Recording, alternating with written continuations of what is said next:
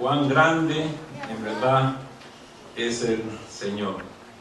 Y por lo que Él es grande, Él se merece toda nuestra adoración, toda nuestra alabanza, y también el dedicar nuestras vidas al servicio para el Señor. Yo quiero compartir durante unos 3 domingos, 4 domingos, acerca de un tema muy importante que nos compete a todos nosotros en el trabajo del Señor. Todos nosotros hemos sido llamados para servir al Señor. Todos nosotros hemos sido llamados con un propósito, porque todos tenemos un propósito en esta vida. Si estamos sin el Señor, vivimos obviamente sin propósito, pero cuando estamos en el Señor hay un propósito. ¿Y cuál es ese propósito que Dios tiene para mi vida? ¿Qué es lo que realmente Dios quiere y cómo el Señor quiere usarme? El tema que voy a estar tratando es cómo ser un verdadero discípulo del Señor. En Lucas capítulo 9, en el versículo 23, Lucas capítulo 9, el Evangelio según San Lucas, capítulo 9, versículo 23, dice la palabra del Señor: si alguno quiere venir en pos de mí, niéguese a sí mismo, tome su cruz cada día y sígame. Una vez más vamos a leer este versículo, que fueron las palabras de nuestro Señor Jesucristo. A ver si lo hacemos todos juntos esta vez. Si alguno quiere venir en pos de mí, niéguese a sí mismo, tome su cruz cada día y sígame. Padre, aquí estamos, Señor, reunidos en tu nombre, con el propósito también, Señor, de ahora escuchar tu palabra. Señor, abre nuestro entendimiento y que esta palabra, Señor, que tú vas a dar a cada uno de nosotros, Señor, quede sembrado en lo más profundo de nuestro corazón, para que produzca el fruto de acuerdo, Señor, a tu voluntad y a tu propósito. Bendice a tu pueblo, Señor, en esta tarde.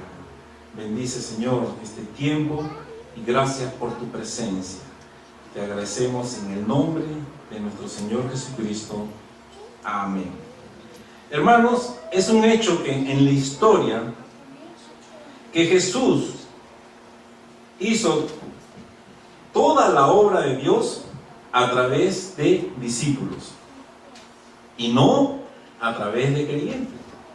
Repito, hermano, en el ministerio de Jesús aquí en la tierra hace más de 2000 años, toda la obra que el Señor Jesús hizo aquí en la tierra fue a través de discípulos y no de creyentes. Fue a través y con sus discípulos que ministró a multitudes de creyentes y de no creyentes. Jesús hizo toda la obra en la tierra con y a través del discípulo. Ya en Mateo, en el capítulo 28, en el versículo 18 y 19, Jesús, después de haber muerto en la cruz del Calvario y derramar su sangre preciosa para perdón de nuestros pecados y resucitar para nuestra justificación, para la esperanza gloriosa de estar un tiempo no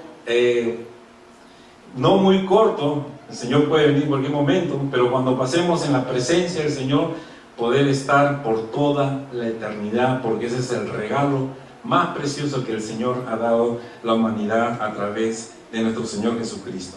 Y cuando Él resucitó, antes de ascender a los cielos, le dijo a sus discípulos: id y hacer discípulos, id y hacer discípulos a todas las naciones, bautizándolos en el nombre del Padre, del Hijo y del Espíritu Santo, y enseñándoles que guarden todas las cosas que os he mandado, y yo estoy con vosotros todos los días hasta el fin de los siglos. Amén. Hermanos, la tarea de la iglesia es hacer discípulos. Por eso que una de las cosas, hermanos, un discípulo nunca, hermanos, hará nada más de lo que está en los planes de Dios. Si, hermanos, si nos unimos a los planes de Dios, significa que nosotros vamos a renunciar a los nuestros. Si nosotros, hermanos, nos unimos a los planes de Dios, vamos a renunciar a nuestros planes, porque la obra de Dios no se hace a nuestra manera, sino a la manera de Dios. Amén. Y hermanos, hay mucha diferencia entre un discípulo y un creyente. ¿Por qué, hermano? Porque el creyente suele esperar que le den panes y peces, pero el discípulo es un pescador. Él busca los peces. El creyente lucha por crecer, el discípulo por reproducirse. Hermanos, el creyente se gana, el discípulo se hace. El creyente depende gran parte de los pechos de la madre, el pastor, ¿no es cierto? Pero el discípulo ha sido destetado para servir. Es un discípulo que produce, que está activo, sirviendo al Señor. El creyente, hermano, gusta del halago, no de los honores. El discípulo del sacrificio vivo. El creyente entrega parte de sus ganancias. El discípulo entrega toda su vida. Hermanos, el creyente puede caer en la rutina, pero el discípulo es visionario. Siempre está buscando la dirección de Dios para hacer cosas grandes para Él. Hermanos, el creyente busca que lo animen, pero el discípulo procura animar. Por eso, hermanos, que hay una gran diferencia entre ser un creyente y un discípulo. Y el mandato del Señor es que nosotros seamos, ¿qué? Discípulos del Señor. Hermanos, el discípulo es una persona que es enseñada, una persona que es instruida, es una persona guiada, acostumbrado, a hacer cosas grandes por la guía del maestro. Hermanos, el discípulo, como cristiano, es una persona que aprende siempre. Es un alumno, es un seguidor, siempre está dispuesto a aprender, siempre está dispuesto a servir, siempre está dispuesto a seguir a su maestro. Y nuestro gran maestro Jesús, a quien nosotros debemos seguir. Por eso que Jesús dijo: si alguno quiere venir en pos de mí y no aborrece a su padre, a su madre, a su mujer e hijos y hermanos y hermanas, y aún también su propia vida, dice el Señor Jesús, no puede ser mi discípulo. ¿No? Eso está en Lucas capítulo 14. Eso lo vamos a ver el próximo domingo, lo vamos a explicar bien. Porque tiene que ver, hermanos, con las prioridades. No es que Dios quiera que nosotros despreciemos a nuestro ser querido, no. Sino que aquí el aborrecer tiene que ver, anteponer nuestras prioridades a las prioridades de Dios.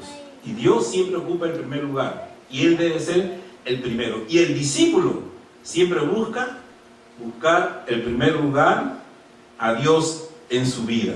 Hermanos, una de las cosas que nosotros tenemos que aprender, por eso dice que si alguno, como hemos leído en Lucas 9:23, si alguno quiere venir en pos de mí, hermano, esto significa que nosotros debemos aceptar el llamado de Dios. Cuando nosotros, el Señor nos llama, si alguno, esto quiere decir que la invitación está abierta a todos. Jesús está invitando a todos a ser discípulos, a seguirle. Y hermanos, este llamamiento de Dios es una decisión que todo hombre o mujer tiene que tomar en esta vida. En esta vida decidimos seguir a Jesús o no. Espero que seas tú de aquellos que decidan seguir al Señor y aceptar el llamado de Dios. Hermanos, Dios hace dos grandes llamados en la vida del ser humano. Una es para la salvación y la segunda es para servirle, para seguirle. Hermanos, son dos grandes llamamientos, que Dios hace en la vida de la humanidad. Por eso que cuando nosotros leemos en 2 Timoteo, en el capítulo 1, en el versículo 9, 2 Timoteo, capítulo 1, versículo 9, cuando Dios nos llamó a ser salvos, dice la palabra del Señor que Él nos salvó y llamó con llamamiento santo, no conforme a nuestras obras, sino según el propósito suyo y la gracia que nos fue dada en Cristo Jesús antes de los tiempos de los siglos. Hermanos, lo maravilloso y lo grandioso y lo poderoso del Evangelio, hermanos, se nota en estas afirmaciones que encontramos en este versículo, hermano, el versículo 9. Hermanos, el Evangelio del Señor salva. El Evangelio del Señor, hermano, rescata al perdido, al condenado, aquel que está lejos del Señor. El Evangelio, hermanos, trae el poder de Dios para la transformación de las vidas. Y esto es lo que ha sucedido en muchos de nosotros. Y si no es así, en esta tarde, Dios te está llamando a su reino para que tú seas rescatado de la esclavitud del pecado y puedas recibir el regalo precioso de la vida eterna por medio de nuestro Señor Jesucristo. Hermanos, en este versículo, Dios siempre toma la iniciativa. Hermanos, Dios nos amó antes que nosotros nos amáramos. Dios preparó este plan de salvación por amor, porque sabía que nosotros estábamos perdidos y condenados. Por eso que Él envió al Señor Jesucristo para que a través de Él nosotros tuviéramos la oportunidad de poder reconciliarnos con Dios y ser perdonados, justificados, santificados, regenerados y ser adoptados como hijos de Dios, ser santificados. Todo lo que implica esta preciosa salvación que hizo el Señor Jesucristo en la cruz del Calvario. Otra de las cosas muy importantes, hermanos, que encontramos en este pasaje que hemos leído de 2 Timoteo 1:9 es que el llamamiento de Dios es santo, ¿no? Él nos ha llamado con un llamamiento santo. Hermanos, otra de las cosas muy importantes que encontramos en este versículo, que la salvación no depende de los esfuerzos humanos. No es por nuestras obras que nosotros vamos a alcanzar el favor de Dios. Hermanos, es por la fe en Jesucristo. La salvación es por gracia. Es un regalo gratuito que el Señor Jesús nos ha dado acá a la humanidad. Y que solamente por medio de la fe nosotros podemos alcanzar esta bendición en nuestras vidas. Por eso, hermanos, esto es muy importante que nosotros entendamos y comprendamos que es nuestra decisión. ¿Qué decisión vamos a nosotros tomar delante de la presencia del Señor? Si alguno quiere venir, dice, en pos de mí, hermanos, Dios los llama. En segundo lugar, hermanos, Dios nos llama a seguirle y a servirle. Hermanos, una de las cosas muy importantes que encontramos en la palabra de Dios, como dice en Juan en el capítulo 12, verso 26, si alguno me sirve, sígame, y donde yo esté, allí también estará mi servidor. Si alguno me sirve, mi Padre le honrará. En Juan capítulo 15, verso 16, dice la palabra de Dios, no me elegiste